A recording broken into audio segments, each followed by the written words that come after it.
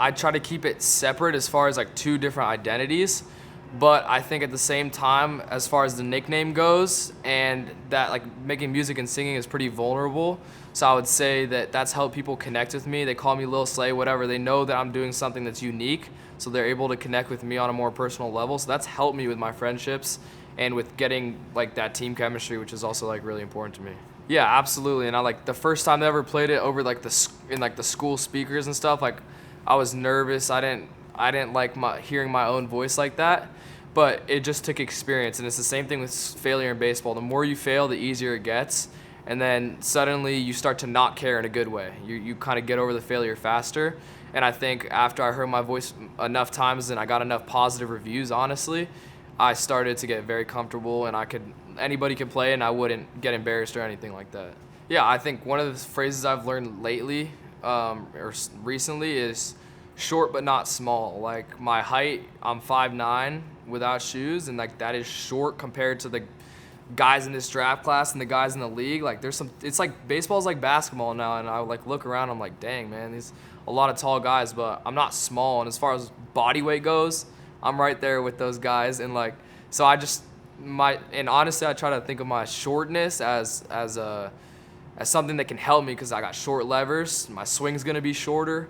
My strike zone's smaller, so I try to just focus on that part more. Yeah, absolutely. Obviously, Northwest, played rainy baseball, played a short high school season, and then what I like about him is he got hurt, but he still took 3 years to get to the big leagues, which is short for a high school guy.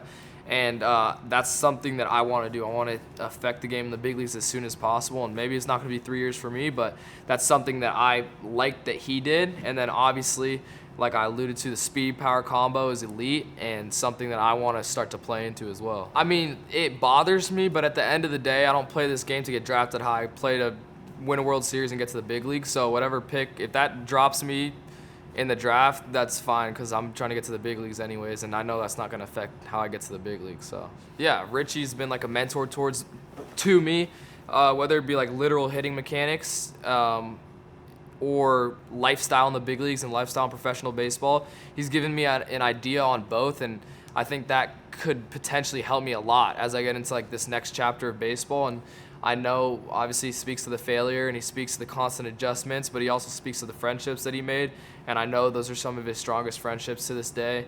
And I know that it was some of the funnest times of his life, and he always says, I should have enjoyed it more when I was in it. I was always stressed, and he should have enjoyed it more when he was in it, because he still loves to talk about baseball, not in like a weird way, but I know that passion is there, and we just like feed off that passion and we bounce it back off each other. He lives in Bend, obviously, but his son is my best friend, Preston.